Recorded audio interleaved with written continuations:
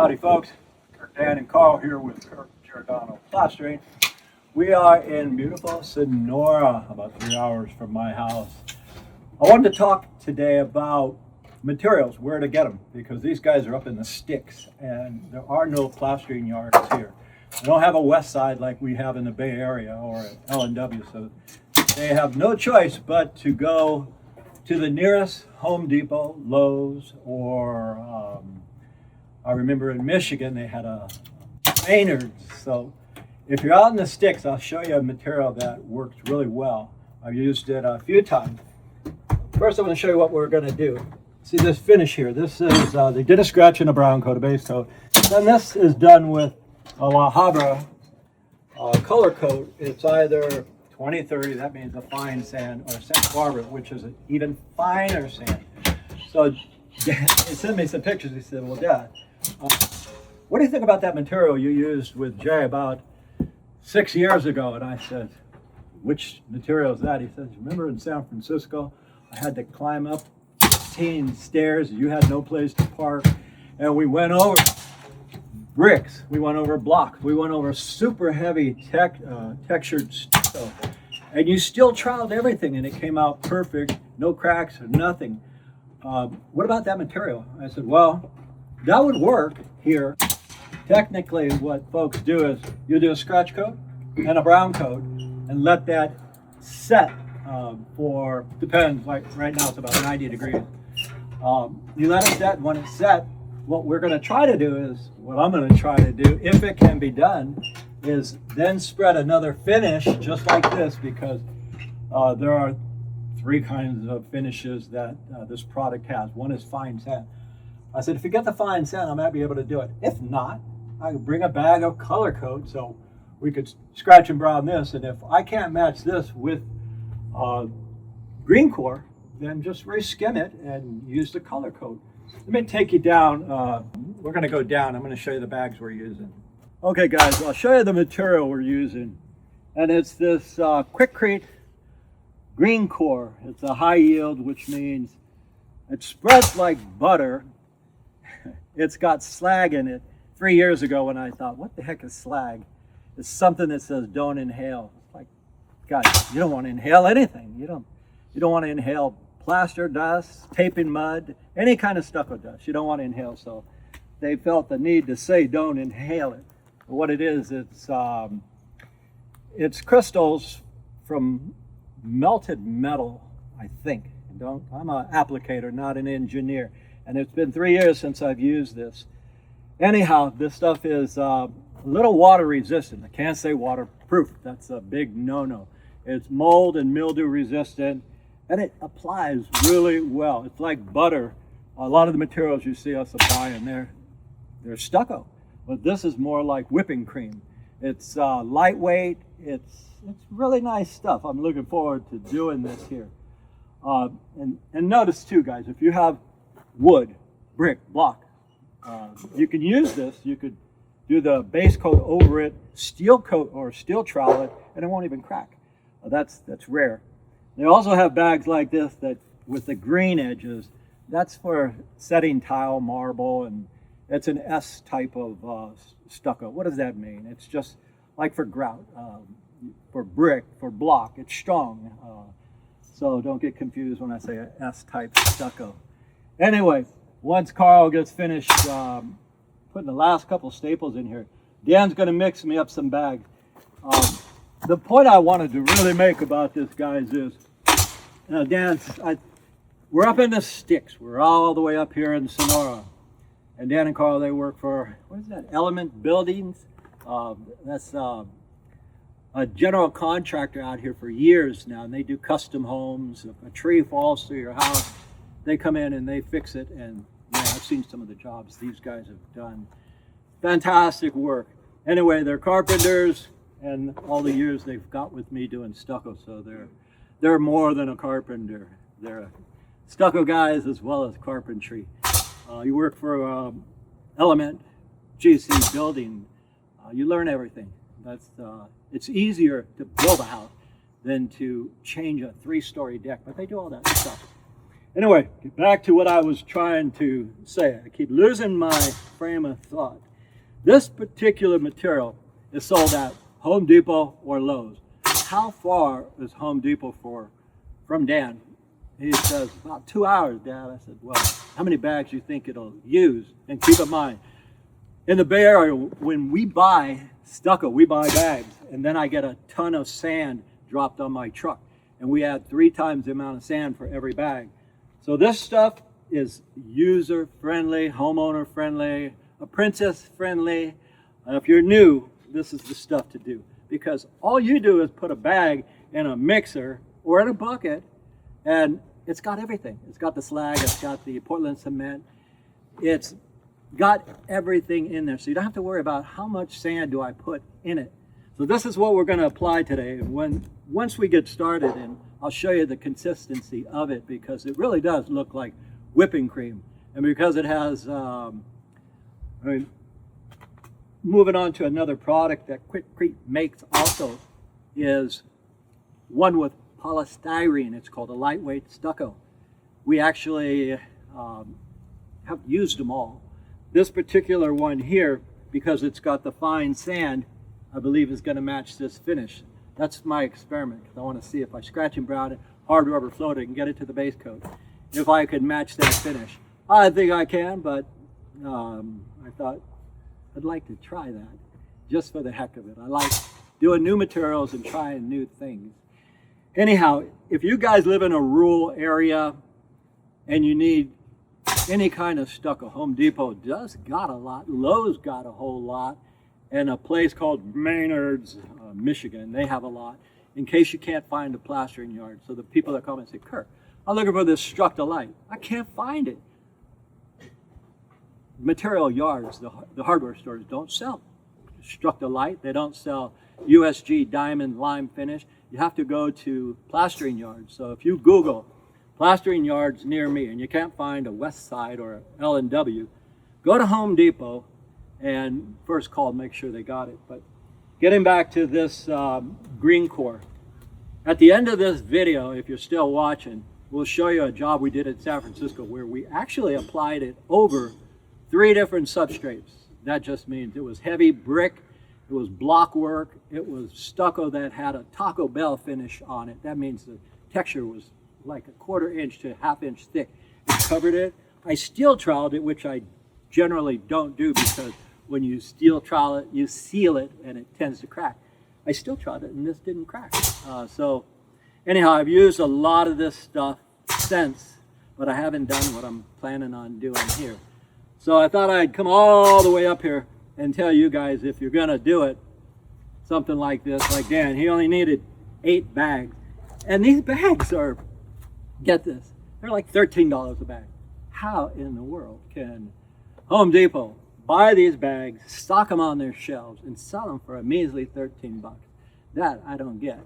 And I mean, that's, you can't get any simpler than that, and you can't get any cheaper than that. Try buying wood and wire and all that. Prices have quadrupled with these so-called tariffs. I guess that's what is doing all of this inflation.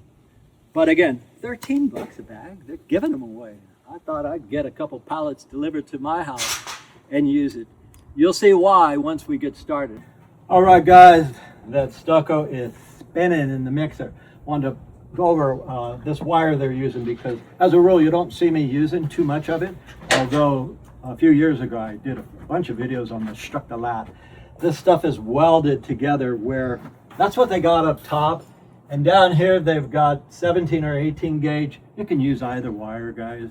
The Structo, I see it everywhere now. I'll go by apartment complexes and I'll see the Structo. The Structo is easy to bend around corners, and the fur is pretty large. This little hoop right here, that's called the fur.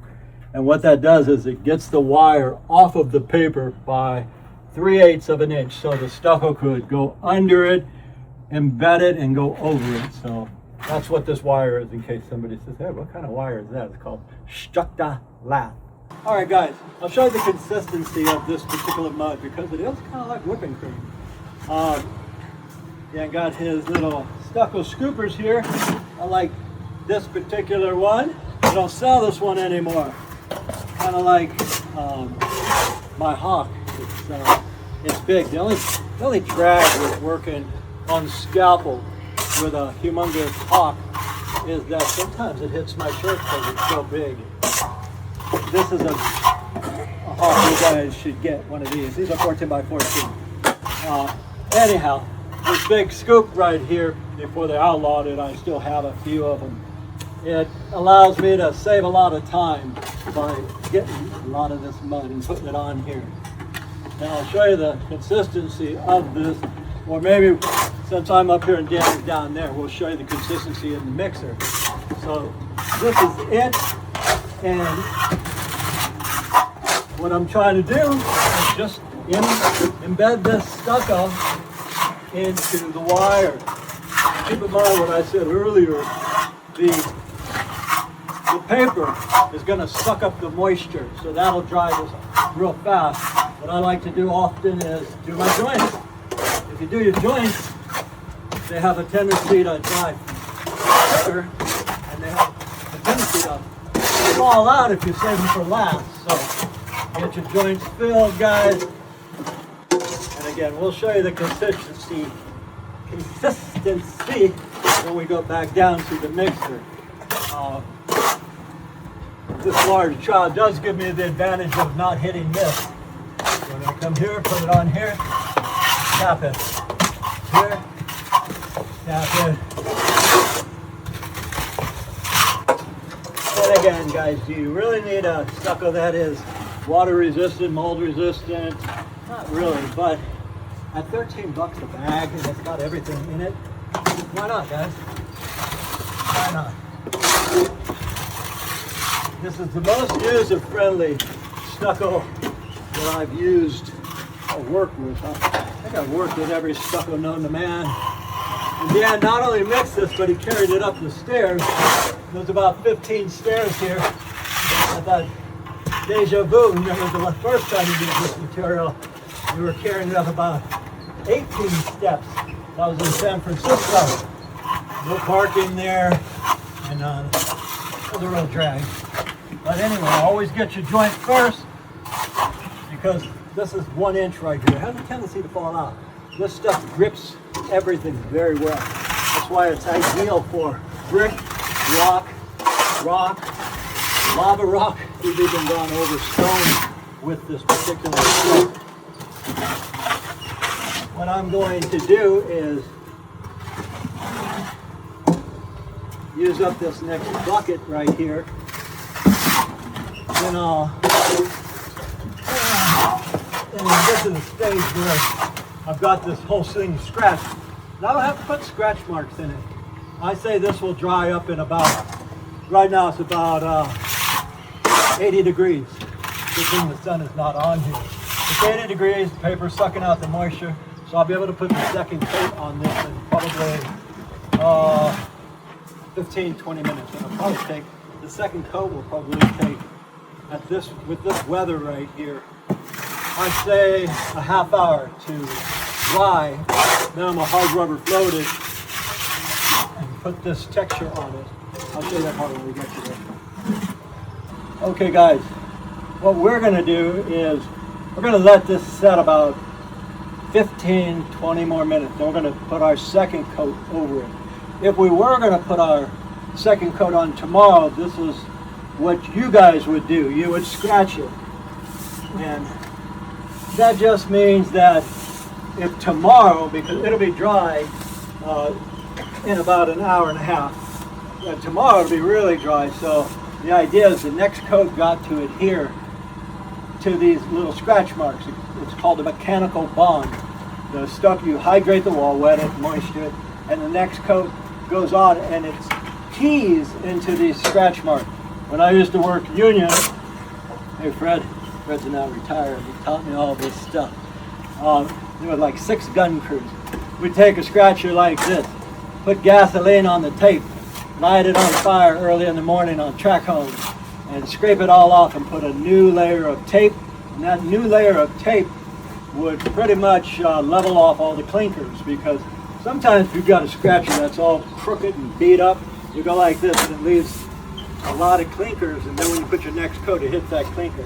And the tape stops all that. Anyhow, I'll show you just what it's, the consistency. That's funny, Dan said, Dad, I love this stuff. I said, what? Carl's the one spreading it down there.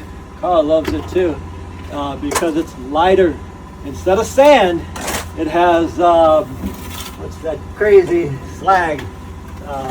And they also make this product that it has, instead of sand, it has polystyrene. What's polystyrene? It's a fancy word for styrofoam. They shred it up. So instead of sand, which is heavy, it's polystyrene, which makes it really light to apply. After this video is done, I'll show you a video, or a video will come up where we're shooting that product on a house. I got a Graco gun and got my whole crew, and we're just shooting it on. Good product too, very lightweight.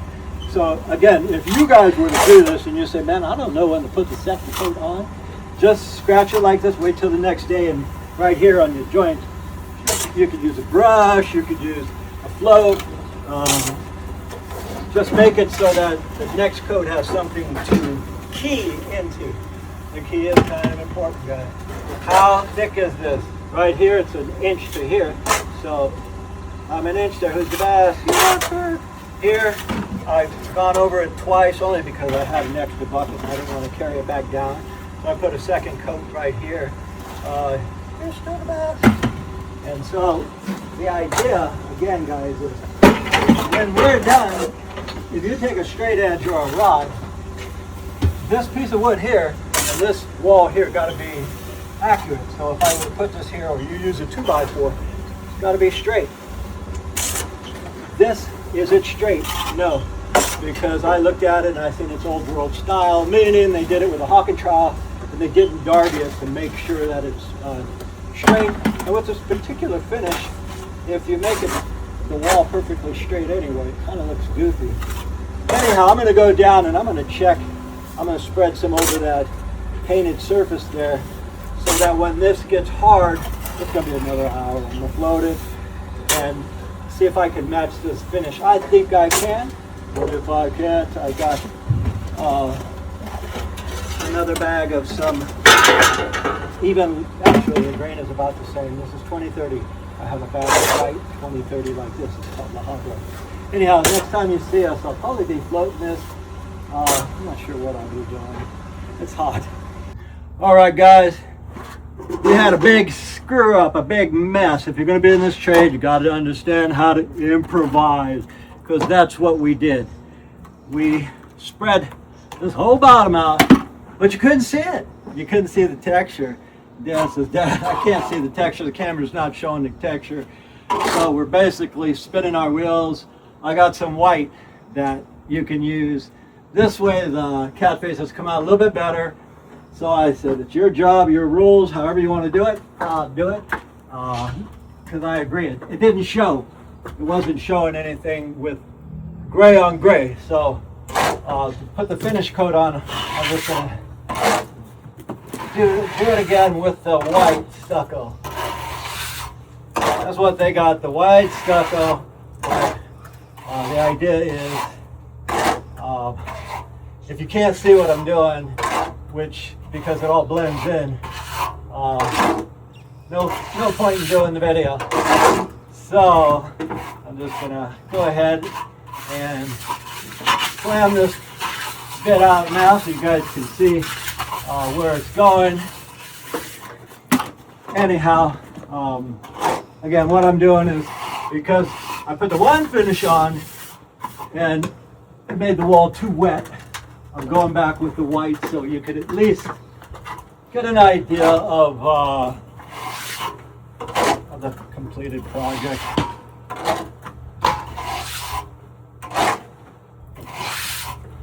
You almost want to skim the whole thing. I did skim the whole thing with the other product, but again, being the same exact color, it didn't show. In fact, it looked horrible because you couldn't see the cat faces. So that's just to do what Dan originally was going to do and use the white. And all you do is you basically cover the whole thing and you allow a few holes, not as many as I left with the other coats. Glad you guys didn't see that. Anyhow, a couple more minutes, I'm going to finish going to the top, and we'll show you the final project. All right, guys, that's the completion. I've learned something on this. That material is fine. In fact, it's perfect. I'll probably using it a lot more in the future for a sand finish, float finish, a skip chop finish. But if you're going to do Santa Barbara, which is cat face, or it's called California 2, do the base coat like what Dan and Carl were going to do and just come back the next day. You'll save a lot of time. I wasted a lot of time trying to experiment and see if I could do it all in one shot. No, I couldn't. It just wouldn't show up correctly on the video. Anyway, that's what it's supposed to look like. That's what it would have looked like had I not come up. They would have base coated it today, and tomorrow they would have came and just did a finish over, and they would have closed their eyes and did it and saved a few hours. Anyway, my name is Kurt. Dan's on the phone. This is their job. We're up here in beautiful Sonora. We thank you guys for watching, and as usual, we'll see you on the next one. All right, folks, as always, we thank you all for watching.